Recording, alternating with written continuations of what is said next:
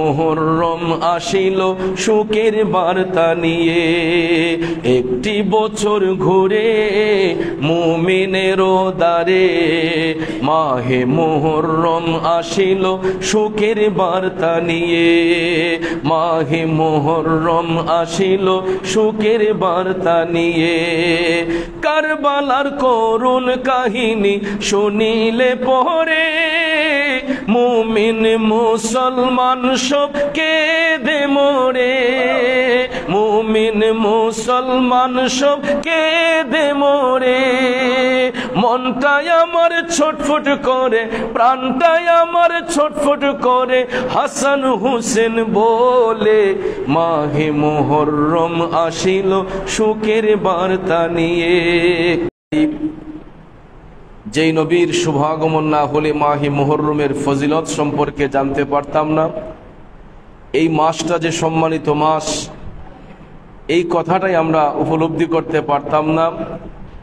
একমাত্র পেরেছি নবী দু জাহানের কারণে আমরা সেই শ্রেষ্ঠ নবীর শ্রেষ্ঠ উম্মত হয়ে দুনিয়ার স্বাদ গ্রহণ করতে পেরেছি। সেই জন্য নবী পাকের মহব্বতে আবারও শুকরিয়া তান জোরে সোরে বলে আলহামদুলিল্লাহ। প্রিয় হাজিরিন, এমনই একটি মাসে, এমনই একটি সময়ে আমরা আল্লাহর পবিত্র ঘরে হাজিরা দিয়েছি। এই মাসটা হলো আরবি বছরের প্রথম মাস। এটা হিজরি নববর্ষের শুরু হয় যেই মাস দিয়ে, এই মাসটার নামই হলো মাহে মুহররম। আমরা অতি ভাগ্যবান যে বছরের শুরুতে এমনই একটি মাস পেয়েছি। মুহররম এটা আরবি শব্দ, যার বাংলা অর্থ হচ্ছে পবিত্রতা বা সম্মানিত। মুহররম শব্দের অর্থই পবিত্র বা সম্মানিত। দেখেন আল্লাহ কত মহান, যিনি মুসলিম মিল্লাতকে এমনই একটি মাস বছরের শুরুতে দিয়েছেন যেই মাসটা শুরু হয় পবিত্রতার মাধ্যমে। সুবহানাল্লাহ বলেন। কারণ এই মুহররম মাস এমনই একটি ফজিলত মাস। হাদিস শরীফে রাসূল করিম সাল্লাল্লাহু আলাইহি ওয়াসাল্লাম বলেন যে রমজানের পরেই যেই মাসটা সবচেয়ে বেশি ফজিলতপূর্ণ এটা হলো মুহররমের মাস। কারণ রমজান এটা তুলনাবিহীন মর্যাদার মাস। হাদিস শরীফে রাসূল বলেছেন যে রমজান পরবর্তী মাসগুলোর মধ্যে সবচেয়ে ফজিলতপূর্ণ মাস মাহে মুহররমের মাস। কারণ রমজান মাসে আল্লাহ রাব্বুল আলামিন আমাদের উপর দীর্ঘ একটি মাস রোজাকে ফরজ করেছেন। অনেক ফজিলত, অনেক রহমত, মাগফিরাত, নাজাত রয়েছে এই রমজান শরীফের রোজাতে। রাসূল করিম সাল্লাল্লাহু আলাইহি ওয়াসাল্লাম ইরশাদ করেন, রমজান পরবর্তী যেই মাস মাহে মুহররম, এই মুহররম মাসের রোজা, রমজান মাসের রোজা রাখলে যেরকম ফজিলত, রহমত, বরকত পাওয়া যায়, যদি কোনো ব্যক্তি ইখলাসের সহিত মাহে মুহররমকে সম্মান দিয়ে মুহররম মাসে রোজা পালন করে, ঠিক সেই রকম পরিমাণ সওয়াব আল্লাহ পাক ওই ব্যক্তির আমলনামায় দান করে দিবেন। কারণ এই মাস সম্মানিত হওয়ার পিছনে কারণ হলো এই মুহররম মাসে এমন একটা দিন আছে যেই দিনটাকে বলা হয় মহান আশুরা। মুহররমের 10 তারিখকে পবিত্র আশুরা বলা হয়। এই কারণেই এই মহান আশুরার দিনে আল্লাহ রাব্বুল আলামিন পৃথিবীর ইতিহাসে অনেক নবী রাসূলকে পুরস্কৃত করেছেন। যেমন এই মুহররমের 10 তারিখ মহান আশুরার দিনে গোটা মানব জাতির আদি পিতা হযরতে বাবা আদম আলাইহিস সালামের তওবাকে আল্লাহ কবুল করেছিলেন।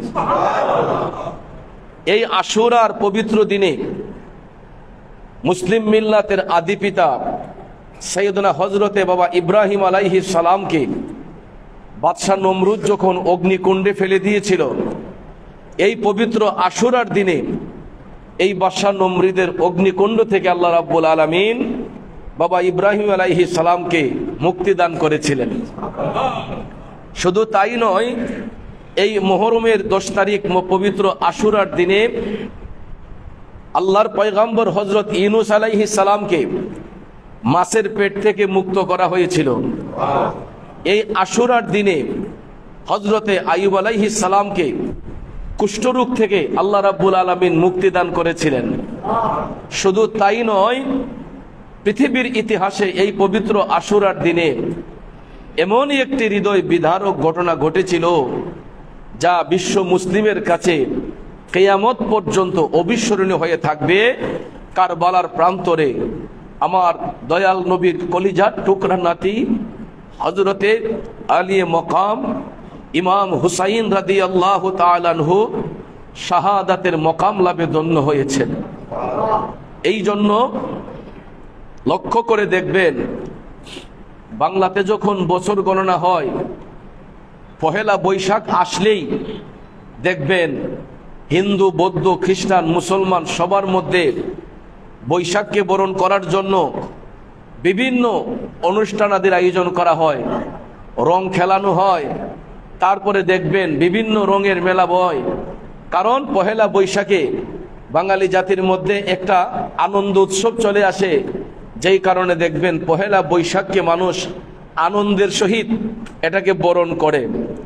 যখন খ্রিস্টাব্দ যখন শুরু হয়, ইংরেজি নববর্ষ যখন আসে, লক্ষ্য করে দেখবেন এই ইংরেজি নববর্ষ যখন শুরু হয় ডিসেম্বরের 31 তারিখ যখন চলে যায়, তখনই দেখবেন রাত 12টার অপেক্ষা করে অনেকে ঘড়ির কাঁটা দেখা অপেক্ষমান থাকে। যখন 12টা ওভার হবে, দিনের পরিবর্তন হবে, তারিখ যখন পরিবর্তন হয়, পহেলা জানুয়ারি আসার সাথে সাথে দেখবেন বিভিন্ন ধরনের বাজি ফুটানো হয়, বিভিন্ন অনুষ্ঠানের আয়োজন করা হয়, কত ডিজে পার্টি হয়। কিন্তু বাবাজিরা আমার, পবিত্র মাস, সম্মানিত মাস মুহররমের আগমন যখন হয়, তখন দেখবেন মুমিন মুসলমান যারা এরা আবেগ আপ্লুত হয়ে তারা দেখবেন এই মুহররম মাস এটা আন্তর্জাতিক শোক দিবসের মাস। আমরা জানি 15ই আগস্ট জাতীয় শোক দিবস, বাঙালি জাতির জাতীয় শোক দিবস। কিন্তু এটা মনে রাখবেন, গোটা বিশ্ববাসীর আন্তর্জাতিক শোক দিবস, মুমিন মুসলমানের আন্তর্জাতিক শোক দিবস হচ্ছে এই মাহে মুহররমের মাস, যেই মাসে পৃথিবীর ইতিহাসে হৃদয় বিদারক ঘটনা ঘটেছিল। কারবালার প্রান্তরে রক্তে লাল হয়ে শাহাদাতের মকাম লাভে ধন্য হয়েছেন আমার দয়াল নবীর কলিজার টুকরা নাতি হযরতে ইমাম হুসাইন আলাইহিস সালাম। আওয়াজ দিয়ে বলুন ঠিক না বেঠিক? বাবাজিরা আমার, এই জন্য বাংলা বর্ষ আসে আনন্দের বার্তা নিয়ে, ইংরেজি বর্ষ আসে আনন্দের বার্তা নিয়ে, কিন্তু মুহররমের মাস আসে সুখের বার্তা নিয়ে। এই জন্য আমি অধম গুনাহগার একটা ছন্দ লিখেছি। একটি বছর ঘুরে মুমিনের দ্বারে মাহে মুহররম আসিল সুখের বার্তা নিয়ে। একটি বছর ঘুরে মুমিনের দ্বারে মাহে মুহররম আসিল সুখের বার্তা নিয়ে। মাহে মুহররম আসিল সুখের বার্তা নিয়ে। কারবালার করুণ কাহিনী শুনিলে পরে মুমিন মুসলমান সব কেঁদে মরে। মুমিন মুসলমান সব কেঁদে মরে। মনটাই আমার ছটফট করে, প্রাণটাই আমার ছটফট করে, হাসান হুসেন বলে মাহে মুহররম আসিল সুখের বার্তা নিয়ে। মাহে মুহররম আসিল সুখের বার্তা নিয়ে। ঠিক কিনা বলুন? কারণ বাংলা বছর আসে আনন্দ নিয়ে, ইংরেজি বছর আসে আনন্দ নিয়ে, কিন্তু মুহররম আসে সুখের বার্তা নিয়ে। আমাদেরকে কারবালার চেতনা মনে করিয়ে দেয় এই মাহে মুহররম, যে কারবালার প্রান্তরে নবীজির কলিজার টুকরা নাতি ইমাম হুসাইন রাদিয়াল্লাহু তাআলা আনহু শাহাদাত বরণ করেছেন। বাবাজিরা আমার, বন্ধুরা আমার, কারণ কারবালা সংগঠিত হওয়ার 50 বছর আগে আমার নবীজির কাছে সংবাদ ছিল যে কারবালার প্রান্তরে ইমাম হুসাইন শাহাদাত বরণ করবেন। এটা কোনো নতুন ইতিহাস নয়। কারবালা সংগঠিত হওয়ার 50 বছর আগেই আল্লাহর হাবিব সাল্লাল্লাহু আলাইহি ওয়াসাল্লাম ভবিষ্যৎবাণী দিয়েছিলেন যে কারবালার প্রান্তরে আমার হুসাইন শাহাদাত বরণ করবে। অসংখ্য হাদিস শরীফ দ্বারা প্রমাণিত, যেমন নবীজির পরিবার আমাদের মা আম্মাজান উম্মে সালমা রাদিয়াল্লাহু তাআলা আনহা, যিনি জ্বলন্ত সাক্ষী দিয়েছিলেন এই কারবালার ঘটনার। কারণ হুসাইন রাদিয়াল্লাহু তাআলা আনহু তিনি কারবালায় শহীদ হবেন, এই ভবিষ্যৎবাণী দিতে গিয়ে আল্লাহর হাবিব সাল্লাল্লাহু আলাইহি ওয়াসাল্লাম আম্মাজান উম্মে সালমা রাদিয়াল্লাহু তাআলা আনহার হাতে এক টুকরো মাটি দিয়েছিলেন। কি দিয়েছিলেন? এক টুকরো মাটি দিয়েছিলেন। রাসূল বলেছিলেন যে হে উম্মে সালমা, এই মাটিটা যেদিন লাল হয়ে যাবে, এই মাটিটা যেদিন রক্তে লাল হয়ে যাবে, তোমরা তখনই বুঝে নিবা যে কারবালার ময়দানে আমার নাতি হুসাইন শহীদ হয়ে যাবে, আমার নাতি হুসাইন শহীদ হবে। এই মাটির টুকরো হাতের মধ্যে আম্মাজান উম্মে সালমা রাদিয়াল্লাহু তাআলা আনহা রেখে দিলেন। ভাইয়ার আমার, যখন এই পবিত্র মাস মাহে মুহররম সন্নিকটে, এমন সময় দেখা যায় ইয়াজিদ বাহিনী সিংহাসনের মধ্যে যখন ইয়াজিদ বসলো, দুষ্ট ইয়াজিদ ষড়যন্ত্র করছে যে যেইভাবেই হোক আহলে বায়াতের অন্যতম সঙ্গী ইমাম হুসাইনকে আমার কবজায় আনতে হবে। এটা ছিল ইয়াজিদের ষড়যন্ত্র চক্রান্ত, যেভাবেই হোক হুসাইনকে আমার কবজায় আনতে হবে। কিন্তু ভাইয়ার আমার, ইমানদার মুসলমান যারা হয়, যারা মুমিন হয়, এরা কখনো বাতিলের কাছে মাথা নত করে না। হাজারো বুলেট যদিও আসে, হুসাইনি চেতনা যার মধ্যে আছে, তারা কখনো বাতিল ফেরকার কাছে মাথা নত করে না। ইমাম হুসাইন রাদিয়াল্লাহু তাআলা আনহুকে ইয়াজিদের কবজায় নেওয়ার জন্য সে অনেক ষড়যন্ত্র করেছে। পরিশেষে যখন ব্যর্থ হয়ে গেল, কোনোভাবেই আনা যায় না, হুসাইন অ্যাকসেপ্ট করেন না, বারবার করে ইয়াজিদের দাওয়াতকে তিনি আনএক্সপেক্টেড করছেন, কিন্তু অ্যাকসেপ্ট কোনোভাবেই করতে পারছেন না। কিভাবে করবেন? হুসাইন বলেন, আমার নানাজান সত্য, আমি হুসাইন সত্য, আমি হুসাইন বেঁচে থাকতে এই ফাসেক ইয়াজিদের হাতে কখনো আমি হাত মেলাতে পারবো না, এই ফাসেক ইয়াজিদের কাছে কখনো আমি মাথা নত করতে পারবো না। কারণ এটা আমাদের বংশগত আচরণ নয় যে অন্যায়কে প্রশ্রয় দেওয়া, এটা নবীর বংশের আদর্শ নয়। কথা বলেন ঠিক না ঠিক? কারণ যাদের আগমনী হয়েছে সত্য প্রচারের জন্য, যাদের আগমনী হয়েছে সত্যকে উদ্ঘাটন করে দেওয়ার জন্য, তারা কখনো মিথ্যার আশ্রয় নিবে না, এটা কল্পনাও করা যায় না। কারণ আহলে বায়াতের পবিত্রতা বর্ণনা করেছেন স্বয়ং রাব্বুল আলামিন। খুলে দেখুন সূরা আহজাবের 33 নম্বর আয়াত, আল্লাহ রাব্বুল আলামিন আহকামুল হাকিমিন স্পষ্ট করে বলেছেন, বিসমিল্লাহির রহমানির রহিম, ইন্নামা ইউরিদুল্লাহু লিইয়ুযহিবা আনকুমুর রিজসা আহলাল বাইতি ওয়া ইউতাহহিরাকুম তাতহীরা। আল্লাহ রাব্বুল আলামিন ইরশাদ করেন, হে আহলে বায়াত, নিশ্চয়ই আল্লাহ রাব্বুল আলামিন চান তোমাদেরকে সমস্ত পাপ রাশি থেকে মুক্ত রাখতে, এবং এটাই আল্লাহ পাকের ইচ্ছা, তোমাদেরকে সমস্ত পাপ রাশি থেকে মুক্ত রাখা। এটা আল্লাহর ইচ্ছা, আমাদের ইচ্ছা নয়, শুধু স্বয়ং রাব্বুল আলামিনের ইচ্ছা আহলে বায়াতকে পবিত্র রাখা, এবং পবিত্র রেখেছেন। এই জন্য ভাইয়ার আমার, আহলে বায়াত পুত পবিত্র। পৃথিবীতে যত আদম সন্তান আমরা গুনাহযুক্ত, কিন্তু রসুল সহ রসুলের আহলে বায়াত তারা গুনাহ থেকে মুক্ত। জোরে বলুন না সুবহানাল্লাহ। এটা আমার বানানো কথা নয়, স্বয়ং আল্লাহ রাব্বুল আলামিন কোরআনুল হাকিমের সূরাতুল আহজাবের 33 নম্বর আয়াতে পাকের মাধ্যমে এটা ক্লিয়ার করেছেন। আল্লাহ রাব্বুল আলামিন বিশ্ববাসীকে জানিয়েছেন যে আহলে বায়াতের পবিত্রতা শুধু তোমরাই বর্ণনা করবে না, আমি আল্লাহ আহলে বায়াতের পবিত্রতা বর্ণনা করে দিচ্ছি। সুবহানাল্লাহ বলেন। এখন আহলে বায়াত সম্পর্কে সাহাবায়ে কেরাম আল্লাহর হাবিব সাল্লাল্লাহু আলাইহি ওয়াসাল্লামের কাছে জানতে চেয়েছিলেন, ইয়া রাসূলুল্লাহ, কারা আপনার আহলে বায়াত। ভাইয়ার আমার, এটা সহিহ তিরমিজিতে আসছে, আল্লাহর হাবিব সাল্লাল্লাহু আলাইহি ওয়াসাল্লামের শরীর মুবারকের মধ্যে কালো রঙের একটা চাদর মুবারক আবৃত ছিল। সুবহানাল্লাহ বলেন। কালো রঙের একটা চাদর মুবারক দয়াল নবীর শরীর মুবারকে আবৃত ছিল। সাহাবাই কেরাম জানতে চাইলেন যে ইয়া রাসূলুল্লাহ, কারা আপনার আহলে বায়াত? এই আয়াতে কারিমা অবতীর্ণ হওয়ার পরে সাহাবাই কেরামের প্রশ্নের জবাবে আল্লাহর হাবিব সাল্লাল্লাহু আলাইহি ওয়াসাল্লাম শের খুদা মাওলানা আলী কাররামুল্লাহু ওয়াজহাহুকে ডাক দিলেন, আলী এদিকে আসো। হযরতে মাওলানা আলী কাছে আসলেন, আল্লাহর হাবিব টান দিয়ে পাশে বসালেন। দয়াল নবী ডাক দিলেন, ফাতেমা আম্মাজান খাতুনে জান্নাত, লাব্বাইক ইয়া রাসূলুল্লাহ বলে নবীজির কদম মুবারকে হাজির। আল্লাহর হাবিব খাতুনে জান্নাতকে পাশে বসালেন। তারপরে ইমামে মাওলায়ে কায়নাত হযরতে ইমাম হুসাইন রাদিয়াল্লাহু তাআলা আনহুকে দয়াল নবী ডাক দিলেন।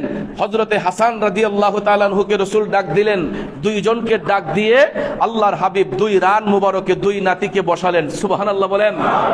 দুই নাতিকে দুই রানে বসিয়ে মাওলানা আলী খাতুনে জান্নাতকে পাশে বসিয়ে দয়াল নবীজি এই কালো রঙের চাদর মুবারক দিয়ে তাদেরকে আবৃত করলেন। করার পরে রাসূল সাহাবায়ে কেরামকে লক্ষ্য করলেন, ও আমার সাহাবারা, তোমরা শোনো, এরাই হচ্ছে আমি রাসূলের আহলে বায়াত, এরাই হচ্ছে আমি রাসূলের আহলে বায়াত। তখন বায়ার নবী দয়ার নবীজি এই চারজনকে আপনার চাদর মুবারকে আবৃত করে রাসূল বললেন, এরা হলো আমার আহলে বায়াত। তারপরে রাসূল বলেছেন, যারা আমার আহলে বায়াতকে ভালোবাসবে তারা আমি রাসূলকে ভালোবাসবে। রাসূল বলেছেন, যারা আমার আহলে বায়াতকে ভালোবাসলো তারা আমি রাসূলকে ভালোবাসলো। যারা আমার আহলে বায়াতের সাথে বিরোধিতা করলো তারা যেন আমি নবীর সাথে বিরোধিতা করলো। নাউজুবিল্লাহ বলবেন না?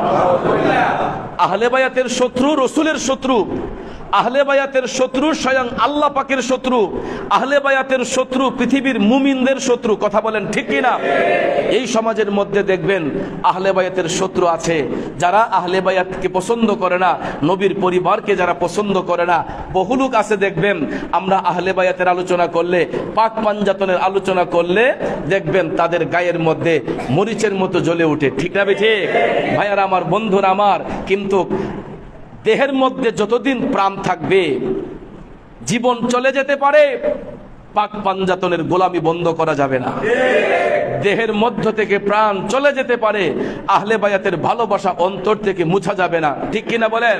কারণ এরা নবীর পরিবারের সদস্য, যাদের পবিত্রতা বর্ণনা করেছেন স্বয়ং রাব্বুল আলামিন সূরাতুল আহজাবের 33 নম্বর আয়াতে পাক খুলে দেখবেন। ভাইয়ারা আমার, বন্ধুরা আমার, কারণ এই মাস সম্মানিত মাস, এই মাসে কোনো মুমিন মুসলমান ফেসাদ করে না। এই মুহররমের মাসে কোনো ভালো মানুষ ঝগড়াঝাটি করে না। কিন্তু চিন্তা করেন, কারবালার ইতিহাসে কারবালা সংগঠিত হয়েছে, কারা এই ষড়যন্ত্র করেছিল? এরা হিন্দু নয়, এরা বৌদ্ধ নয়, এরা খ্রিস্টান নয়, এরা মুসলিম জাতির মধ্যে কিছু কলঙ্কিত মুসলমান, যাদেরকে কাফেরের চেয়ে নিকৃষ্ট বলা যায়।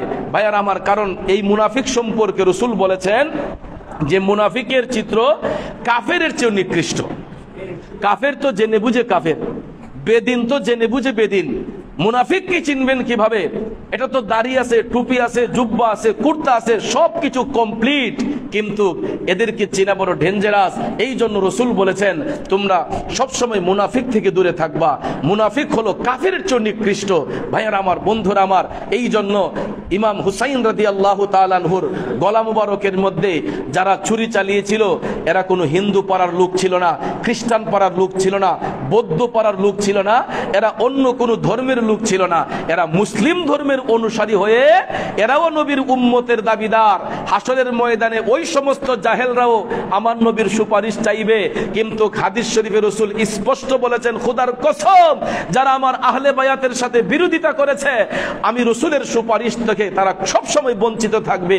কখনো আমি রাসূলের সুপারিশ তারা পাবে না। কারণ হাসরের ময়দানে রাসূল করিম সাল্লাল্লাহু আলাইহি ওয়াসাল্লাম মাকামে মাহমুদে বসে সবার জন্য সুপারিশ করবেন, সবাই নবীর সুপারিশ চাইবে। কিন্তু আল্লাহর হাবিব সবার জন্য সুপারিশ করলেও একটা গোত্রের জন্য করবেন না, যেটা আহলে বায়াতের দুশমন ছিল, যারা নবীর কলিজার টুকরা নাতি হুসাইনকে কারবালার ময়দানে রক্তে লাল করেছিল। ভাইয়ার আমার, যাদের অন্তরে দুধের শিশু দিয়ে পর্যন্ত দয়া মায়া ছিল না, ওই সমস্ত জাহেলে মোরাক্কাবরা হাসরের ময়দানে আমার নবীর সুপারিশ পাবে না। এটা আমার কথা নয়, রাসূল নিজে বলেছেন এরা আমি রাসূলের সুপারিশ থেকে বঞ্চিত হয়ে থাকবে। আর এই ওয়াদা আল্লাহর হাবিব সাল্লাল্লাহু আলাইহি ওয়াসাল্লাম ইমামে মুকাম হুসাইন রাদিয়াল্লাহু তাআলা আনহুর সঙ্গে করেছিলেন যে নাতি হুসাইন তুমি ধৈর্য ধারণ করবে, আর এর পুরস্কার আল্লাহ রাব্বুল আলামিন হাসরের ময়দানে তোমাকে দান করে দিবে। ভাইয়েরা আমার, বন্ধুরা আমার, এই জন্য এই মুহররম মাসে যারা যুদ্ধ বিগ্রহ করে এরা মুমিন নয়, এরা ছিল মুনাফিক, এরা মুনাফিক মুসলমান। ইমাম হুসাইন রাদিয়াল্লাহু তাআলা আনহু বারবার করে যখন এজিদের দাওয়াত তলব করতেছে তিনি অ্যাকসেপ্ট করেন না, তিনি এটাকে ডিজালাও করে দিচ্ছেন। কিন্তু একবার, দুইবার, তিনবারের পরে হযরতে আব্দুল্লাহ বিন ওমর এবং হযরতে আব্দুল্লাহ বিন জুবাইর রাদিয়াল্লাহু তাআলা আনহুমা, যারা ইমাম হুসাইনের সফর সঙ্গী ছিলেন, সব সময় ইমাম হুসাইনের সঙ্গে থাকতেন, এই সম্মানিত ব্যক্তিগণ তারা চিন্তা করলেন যদি আমরা এখানে থাকি তাহলে তো বাধ্য হয়ে এজিদের কাছে আমাদেরকে মাথা নত করতে হবে, কিন্তু এটা আমাদের বংশগত আচরণ নয়, আমরা মরতে পারবো কিন্তু বাতিলের কাছে মাথা নত করতে পারবো না। তখন আব্দুল্লাহ বিন উমর এবং জুবাইর রাদিয়াল্লাহু তাআলা আনহু ইমাম হুসাইন রাদিয়াল্লাহু তাআলা আনহুকে বললেন, হুসাইন এখানে থাকলে তো আমরা এজিদের মোকাবেলা করতে হবে, আর না হলে আমরা মদিনা শরীফ ছেড়ে মক্কা শরীফে চলে যেতে হবে। ইমাম হুসাইন তখন আবেগ আপ্লুত হয়ে চিন্তা করলেন যে এখানে থাকলে এজিদের মোকাবেলা করতে হবে, আর না হয় এই জায়গা ছেড়ে মক্কা শরীফ চলে যেতে হবে। হুসাইন রওজা শরীফের দিকে তাকাইয়া টপ টপ করে চোখের পানি ছেড়ে কান্না করতেছেন যে আমি হুসাইন এই মদিনা ছেড়ে যাব যেই মদিনা শরীফ জিয়ারত করার জন্য পৃথিবীর কোটি কোটি মানুষ আমার নানা জানকে আসসালাতু আসসালামু আলাইকা ইয়া রাসূলুল্লাহ বলে সালাম দেওয়ার জন্য পাগল পারা হয়ে থাকে। আমি ওই হুসাইন ওই নানার শহর ছেড়ে আমি যাব? হুসাইন এটা কিছুতেই মেনে নিতে পারছেন না। এক পর্যায়ে আব্দুল্লাহ বিন উমর এবং আব্দুল্লাহ বিন জুবাইর রাদিয়াল্লাহু তাআলা আনহু তারা ভাবলেন যে না, আমরা চলেই যাব, কারণ তারা ফেসাদ করতে চান না। তাইলে চিন্তা করেন যুদ্ধ সংগঠিত করছিল কারা? আহলে বায়াতের অন্যতম সাপোর্টকারী আব্দুল্লাহ বিন উমর এবং জুবাইর, তারা দুইজন হুসাইনের কাছ থেকে বিদায় নিয়ে তারা আগেই চলে গেছেন মক্কা শরীফের দিকে। পরিশেষে ইমাম হুসাইন যখন দেখলেন আর কিছুতেই সম্ভব নয়, এখানে থাকলেই মদিনা শরীফে ফেসাদ হবে, এজিদের মোকাবেলা করতে হবে, হুসাইন বললেন যে আমার কারণে আমার নানাজানের পবিত্র শহর মদিনাতুল মুনাওয়ারায় যুদ্ধ বিগ্রহ হোক এটা আমি চাই না, বরং আমার নানাজানের দোয়া আমার উপর থাকলে আমি হুসাইন এই মদিনা শহর ছেড়ে মক্কার পানে চলে যাব। যদি আমার কষ্ট হবে, কিন্তু ইসলাম রক্ষার স্বার্থে, সত্য ইসলামকে অটল রাখার জন্য আমি হুসাইনকে শক্ত হতে হবে। তখন তিনি প্রিপারেশন নিলেন যে তিনি মক্কা শরীফে চলে যাবেন। ভাইয়ের আমার, যেই মদিনা ছেড়ে আসতে মন চায় না, যেই মদিনা শরীফ ছেড়ে যাওয়াতে মনে চায় না, ওই নানা শহর ছেড়ে ইমাম হুসাইন প্রিপারেশন নিলেন তিনি মক্কা শরীফে চলে যাবেন। এখন বিদায়ী সালাম দেওয়ার জন্য ইমাম হুসাইন বিদায়ী সালাম দেওয়ার জন্য রাসূল করিম সাল্লাল্লাহু আলাইহি ওয়াসাল্লামের রওজা শরীফের মধ্যে হাজিরা দিলেন। রওজা শরীফে হাজিরা দিয়ে ইমাম হুসাইন রাদিয়াল্লাহু তাআলা আনহু আসসালাতু ওয়াসসালামু আলাইকা ইয়া রাসূলুল্লাহ, আসসালাতু ওয়াসসালামু আলাইকা ইয়া হাবিবাল্লাহ বলে আল্লাহর হাবিব সাল্লাল্লাহু আলাইহি ওয়াসাল্লামের রওজা শরীফের মধ্যে যখন তিনি সালাম দিলেন, সালাম দিয়া ইমাম হুসাইন মাওলায়ে পাকের দরবারে, মাওলায়ে কায়নাতের দরবারে হাত উঠিয়ে ইমাম হুসাইন কান্দেন, আল্লাহ আমি ওই নানাজানের শহর ছেড়ে চলে যাচ্ছি যেই শহরে পৃথিবীর আশেক পাগলরা আসার জন্য পাগল হয়ে থাকে। আমি হুসাইন আমার নানার শহর ছেড়ে আমি মক্কাতুল মুকাররমার দিকে চলে যাচ্ছি। একদিকে হুসাইন কান্দে, অপর দিকে রওজা শরীফে আল্লাহর হাবিব সাল্লাল্লাহু আলাইহি ওয়াসাল্লাম কান্না করতেছেন। ভাইয়ার আমার, বন্ধুরা আমার, হুসাইন যখন চক্ষু বন্ধ করলেন, কিতাব প্রমাণ করে ইমাম হুসাইনকে আল্লাহর হাবিব সাল্লাল্লাহু আলাইহি ওয়াসাল্লাম রওজা শরীফ থেকে ইমাম হুসাইনকে দিদার দিলেন। হুসাইন তুমি সবর এবং ধৈর্য দান করো। তখন আল্লাহর হাবিব সাল্লাল্লাহু আলাইহি ওয়াসাল্লাম আল্লাহর দরবারে প্রার্থনা করে বলেছিলেন, আল্লাহুম্মা আতিল হুসাইনা সাবরা ওয়া আজরা, আল্লাহ গো আমার হুসাইনকে সবর এবং ধৈর্য দান করিও। এই রকম ভাবে ইমাম হুসাইন আল্লাহর হাবিবের রওজা শরীফের মধ্যে গিয়ে বিদায়ী সালাম দিলেন। অশ্রুসিক্ত নয়নে চোখের পানিগুলা টপ টপ করে ইমাম হুসাইন ঝরাচ্ছেন। আর তিনি যখন রওজা শরীফ থেকে ফিরে আসতেছেন, মক্কার পানে যান, ইমাম হুসাইন একটাবার শুধু তাকাইলেন রওজা শরীফের দিকে, কলিজা ছিঁড়ে যাচ্ছে হুসাইনের। নানা জানের শহর ছেড়ে তিনি চলে যাচ্ছেন। একবার সামনে যান, একবার রওজা শরীফের দিকে তাকিয়ে ইমাম হুসাইন কান্দেন। যেই নানার শহর, যেই নানা রাহমাতাল লিল আলামিনের কারণে এই মদিনা শরীফ দামি হয়েছে, এটা মদিনাতুল মুনাওয়ারা হয়েছে, ইয়াসরিব নাম পরিবর্তন হয়ে মদিনা শহর হয়েছে, সেই হুসাইন এই মদিনা শরীফ ছেড়ে তিনি চলে যাবেন, এটা কিছুতেই মেনে নিতে পারছেন না। কিন্তু ইসলামকে রক্ষার জন্য, সত্য ইসলামকে প্রতিষ্ঠার জন্য, যাতে ফেসাদ না হয়, এই জন্য ইমাম হুসাইন আহলে বায়াতের সৈনিকদেরকে নিয়ে, ওনার পরিবারের সদস্যদেরকে নিয়ে, কাফেলা নিয়ে তিনি মক্কার পানে রওনা হয়ে ইমাম হুসাইন যাইতে যাইতে যাইতে মক্কাতুল মুকাররমায় গিয়ে পৌঁছে গেলেন। মক্কা শরীফ এটা এমনই একটি পবিত্র জায়গা, যেই জায়গা মধ্যে একটা পিপিলিকা পর্যন্ত নিরাপদ থাকে। হেরেম শরীফ এটা এমনই একটা আশ্রয় স্থল, যেখানে একটা ছোট্ট পিপিলিকাও নিরাপদে থাকে। কারণ হেরেম শরীফের ভিতরে এক পিপিলিকা পর্যন্ত মারা নিষেধ আছে। একটা পিপিলিকাও যদি হয়, মক্কাতুল হেরেমের ভিতরে যখন চলে যাবেন, সেখানে একটা মশামাছি পর্যন্ত নিরাপদ। এই জন্য ভাইয়ের আমার, হুসাইন নিরাপদ আশ্রয়স্থল হিসেবে মক্কাতুল মুকাররমায় গিয়ে অবস্থান করলেন। দেখেন, হুসাইন চান নাই যুদ্ধ হোক, ফেসাদ হোক, কিন্তু যুদ্ধ সংগঠিত করতেছে কারা? এই মুসলমানদের মধ্যে কিছু কিছু মুনাফিক মুসলমানদের ষড়যন্ত্রেই এই কারবালা সংগঠিত হয়েছে। ইমাম হুসাইন মক্কাতুল মুকাররমার মধ্যে উপস্থিত। ওই দিকে ভাইয়ারা আমার, বন্ধুরা আমার, কুফাবাসী মুসলমানরা, যারা সিরিয়ার অনতি দূরে কুফা নামক একটা জায়গা, ওই জায়গার মুসলমানরা আহলে বায়াতকে ভালোবাসতো। এরা প্রথমে ইমাম হুসাইনের ভালোবাসা দেখিয়েছিল। ইমাম হুসাইন যখন মদিনা শরীফ ছেড়ে যখন চলে গেলেন, দেখা যায় কুফার মুসলমানরা একটার পর একটা চিঠি ইমাম হুসাইন বরাবর লিখতে লাগলো। প্রতিটা চিঠির ভাষা ছিল, সালাম দেওয়ার পরেই কালামটা হলো যে, হুসাইন আপনি আমাদেরকে না জানিয়ে আপনি চলে গেছেন মক্কা শহরে, এখন আমরা বায়াত নেব কার কাছে? আপনি আমাদেরকে না জানিয়ে চলে গেলেন, আপনাকে না পাইলে তো আমরা বাধ্য হইয়া এজিদের কাছে বায়াত হতে হবে। আমরা তো জানি এজিদ ফাসেক, এজিদ মুনাফেক, আমরা কিভাবে এজিদের কাছে মাথা নত করব, কিভাবে তার কাছে আমরা বায়াত গ্রহণ করব? আপনি আমাদের চিঠি পায়া আর দেরি করবেন না, তাড়াতাড়ি আপনি আমাদের চিঠি পাওয়ার সাথে সাথে চলে আসবেন। এরকম ভাবে প্রত্যেকটা চিঠির ভাষা ছিল হুসাইন যেন আবার পুনরায় মদিনা শরীফে ফিরে আসেন। কুফাবাসী মুসলমানরা ইমাম হুসাইনের কাছে বায়াত হবে এই অঙ্গীকার দিয়ে এরা প্রতিদিন এক একটা চিঠি বার্তাবাহকের মাধ্যমে প্রেরণ করত। এখানে অভিমত রয়েছে, কোনো মুফাসসির বলেছেন ইমাম হুসাইনের কাছে 1200 চিঠি গিয়েছিল, আর অধিক সংখ্যক মুফাসসির বলেছেন 150 চিঠি গিয়েছিল। তবে বেশিরভাগ মুফাসসিরিনে কেরাম 150 চিঠির মধ্যেই গুরুত্ব দিয়েছেন বেশি, কেননা তৎকালীন সময়ে বার্তাবাহকের মাধ্যমে চিঠি আদান প্রদান হতো। সেই হিসেবে যেহেতু অত্যাধুনিক প্রযুক্তি ছিল না, 150 চিঠির মধ্যেই গুরুত্ব ছিল বেশি। এই 150 চিঠির বিষয়বস্তুই ছিল যে ইমাম হুসাইন যাতে আবার মদিনার পানে ফিরে আসেন। তখন ভাইয়ার আমার, প্রত্যেকটা দিন যদি এক একটা চিঠি যায়, একটা দুইটা চিঠি না হয়, গুরুত্ব না দিলাম, 150 চিঠি। হুসাইন চিন্তা করলেন একটু ভাবার বিষয়। তখন সবাইকে নিয়ে ইনি একটা বৈঠকখানায় বসলেন যে, দেখো আমরা তো জানতাম না যে কুফার মুসলমান আমাদেরকে এত ভালোবাসে, তারা আমাদের প্রতি এত দরদ দেখাচ্ছে। ইমাম হুসাইন পরামর্শ করার পরে চিঠিগুলো উত্থাপন করলেন যে, এই যে দেখো প্রায় 150 চিঠি আমাদের বরাবর এসেছে।